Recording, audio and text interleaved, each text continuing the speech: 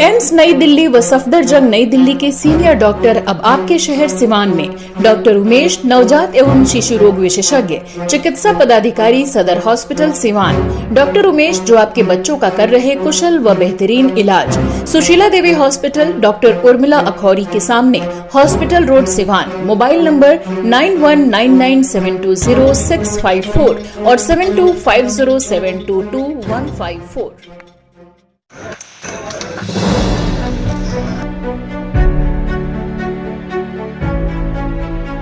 सिवान के भगवान palace hotel में सिवान सेंट्रल कोऑपरेटिव बैंक की वार्षिक आम सभा का आयोजन किया गया। इस कार्यक्रम का उद्घाटन बिहार के स्वास्थ्य सह कृषि मंत्री मंगल पांडे ने दीप प्रज्वलित कर की। वहीं कार्यक्रम की अध्यक्षता बैंक के अध्यक्ष मनोज कुमार सिंह ने किया। इस आम सभा में विशिष्ट अतिथि सांसद विजयलक्ष्मी देवी, विशिष्ट अतिथि पूर्व विधायक रमेश सिंह कुशवाहा सहित कई लोग मौजूद रहे। संयुक्त निबंधन सारण प्रखंड सैयद मसरूल आलम रहे। इस दौरान बैंक के सहयोगी सदस्य को भी सम्मानित किया गया। आम सभा में बैंक के वर्ष भर का लेखा जोखा पेश किया गया। इस दौरान प्रगति प्रतिवेदन पढ़ने के साथ साथ निदेशक मंडल द्वारा पारित प्रस्तावों का अनुमोदन, अंकेक्षित आर्थिक चिट्ठा एवं लाभ हानि अनुमोदन के अलावा वार्षिक बजट की संतुष्टि की गई। आम सभा में जिले भर के सभी पैक्स के अध्यक्ष, बुनकर समिति के अध्यक्ष, मत्स्यजीवी समिति के व्यापार मंडल के अध्यक्षों सहित अन्य प्रकार की समिति के अध्यक्ष मौजूद रहे।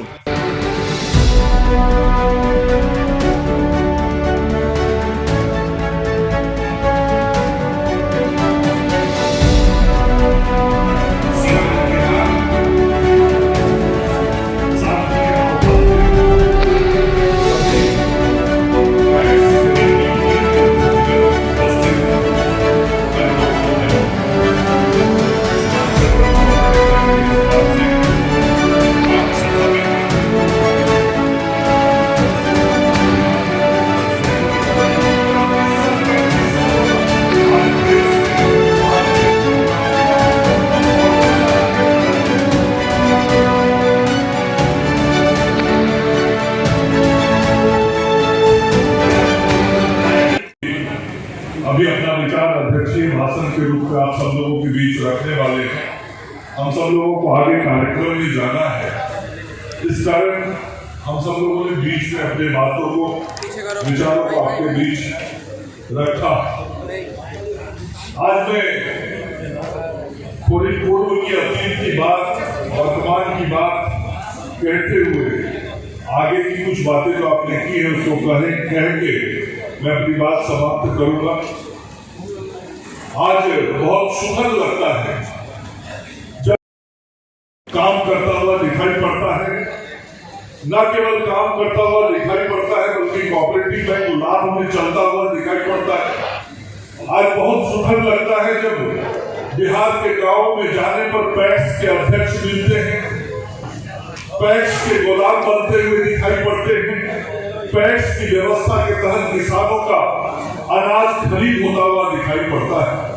याद कीजिए, आज से 20 साल पहले यही बिहार था, यही सीमांत था, यही की गांव थी, यही की व्यवस्थाएं थी, लेकिन यह सारा व्यवस्था मर चुका है। आज जब बिहार की व्यवस्था यहाँ के लोगों ने बदली तो गांव की भी व्यवस्था बदली है, किसानों की भी व्यवस्था बदली है और उसी व्यवस्था बदलने का परिणाम है कि अब पैक्सों के चुनाव भी होते हैं, पैक्सों में खरीदारी भी होता है, पैक्स लाभ में चलते हैं, पैक्स के गोदाम बन रहे हैं, पैक्स कोऑपरेटिव बैंक के साथ जुड़ के अपने व्यवसाय को आगे बढ़ाने का काम कर रहा है। और आज ऐसी वार्षिक आम सभा सभी जिलों में, राज्य के सभी जिलों में हो रही है। ये बदला हुआ बिहार है। के विषय में हमारी सहकारिता मंत्री से दो बार बात कर चुकी, हमारी नहीं पूरे बिहार के अध्यक्ष से बात की है। उन्होंने आश्वासन दिया है कि हम लोग इस साल मानदेय कर्मी के रूप में हम लोग सोच रहे हैं कि पढ़े लिखे लोग जो कंप्यूटर चलाते हैं, कंप्यूटराइज पैक्स हो रहा है, जो नए हैं अच्छे हैं, उनको हम लोग मानदेय कर्मी के रूप में चीफ से आपके साथ घूम रहा है। एक तरह से बॉडी में आपको लगा दिया जाए, वो चीफ सुबह आती है कि आप किस रूप से मैरवा मौतम होते हुए बढ़िया किस रूट से आप गए, कितने बजे कितने वक्त पर आप गए, ये आधुनिकता है।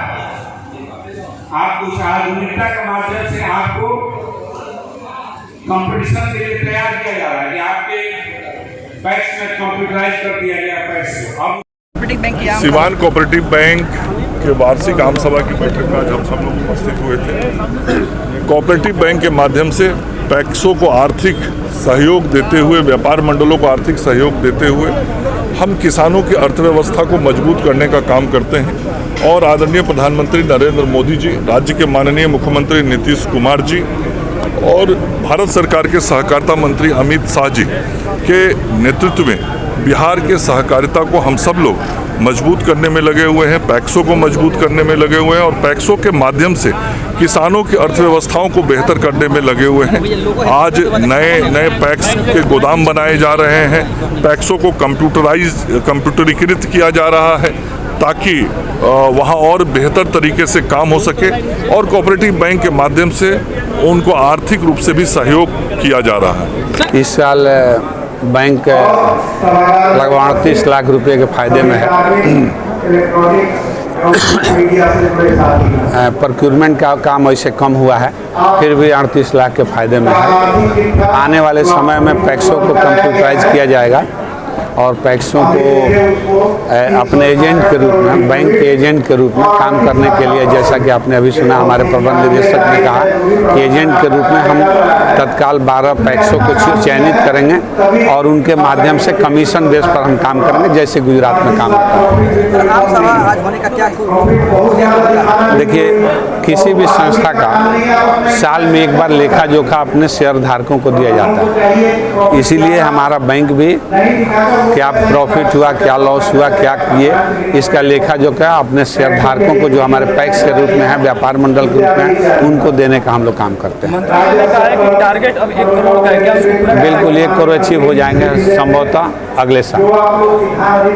क्या कुछ फायदा होने वाला है जो कोऑपरेटिव बैंक से जुड़े हैं? देखिए, किसानों की आमदनी बढ़ाना नरेंद्र भाई मोदी देश के प्रधानमंत्री जी का लक्ष्य है। हम भी चाहते हैं कि हमारे किसान ऐसे प्रोडक्ट का उत्पादन करें जिससे ज़्यादा बेनिफिट मिले, ज़्यादा लाभ मिले किसानों को। जैसे दलहन और तिलहन पर ज़्यादा फोकस करना है इस साल में, और किसान की आमदनी कैसे बढ़े, किसानों को लोन दे करके, किसानों को ब्याज माफ़ करके, जो भी सरकार का गाइडलाइन होगा उस हिसाब से हम लोग काम करेंगे।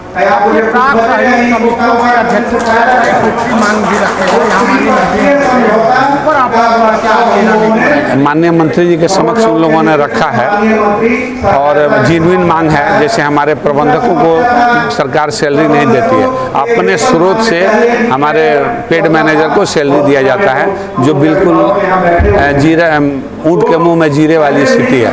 तो सरकार इस पर विचार कर रही है कि हमारे जितने भी 8,664 पैक्स हैं जिसमें प्रबंधक हैं, उनको मानदेय कर्मी के रूप में सरकार उनको लेगी, कंप्यूटर में दक्षता दिलाएगी और उनका मानदेय कर्मी के रूप में रखेगी। ऐसा भविष्य में सरकार की योजना है।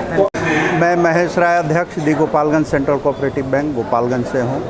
आज सिवान सेंट्रल कोऑपरेटिव बैंक की वार्षिक आम सभा है, माननीय अध्यक्ष मनोज बाबू की अध्यक्षता में संपन्न हो रही है।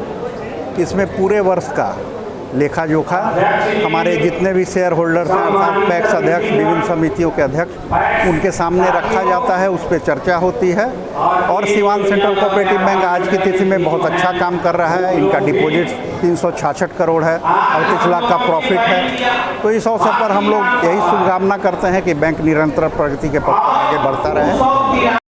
खास बात में माननीय मंत्री महोदय के द्वारा 1 करोड़ से ऊपर शुद्ध लाभ हो बैंक का, उसका आदेश प्राप्त हुआ है, जिसके लिए मैं प्रबंध निदेशक के रूप में बिल्कुल कार्य करूंगा और उम्मीद करता हूं कि अगला वर्ष का जब आम सभा हो तो सभी के सामने 1 करोड़ से ऊपर का शुद्ध लाभ हम दे सकें। इसके साथ पैक्सों को बताया गया कि और क्या क्या योजनाओं के तहत वो लोग अपना कार्य को विस्तार कर सकते हैं, जिसमें मल्टी सर्विस सेंटर,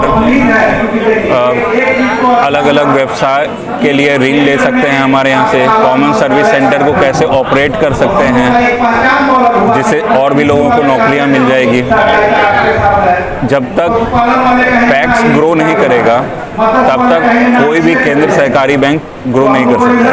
तो इसके लिए हमें पैक्सों को ग्रो करना पड़ेगा। पैक्स जब बढ़ेगा, आगे बढ़ेगा, तभी हम लोग भी आगे बढ़ पाएंगे। साथ में सीवान जिले में पैक्सों के बाद संसाधन का घोर अभाव दिखता है, तो संसाधन को बेहतर बनाने के लिए क्या आपके द्वारा और भी बेहतर बनाने के लिए क्या कुछ उठाया जाए? देखिए, इसमें है कि जैसे अध्यक्ष महोदय भी बताए हैं कि व्यवसाय को बढ़ाना पड़ेगा। व्यवसाय बढ़ाने के लिए हम लोग लोन देने के लिए तैयार हैं, पर वो एक अच्छा व्यवस्थित तरीके से हो। जैसे इंडस्ट्री डिपार्टमेंट के माध्यम से हम लोग मल्टी सर्विस सेंटर PMFME योजना के तहत कई को लोन दिए हैं। 7 लोन ऑलरेडी हो चुका है PMFME के तहत, तो वो पैक्सों को भी दिया जा रहा है। खेपा पैक्स है जिसको मल्टी सर्विस सेंटर के रूप में ऑलरेडी रिकमेंडेशन अवार्ड को भेजा जा चुका है। वैसे और पैक्स भी अपना प्रस्ताव दे सकते हैं और हम हर सहयोग के लिए तैयार हैं। बैंक कैसे बने, मतलब बैंक का इनकम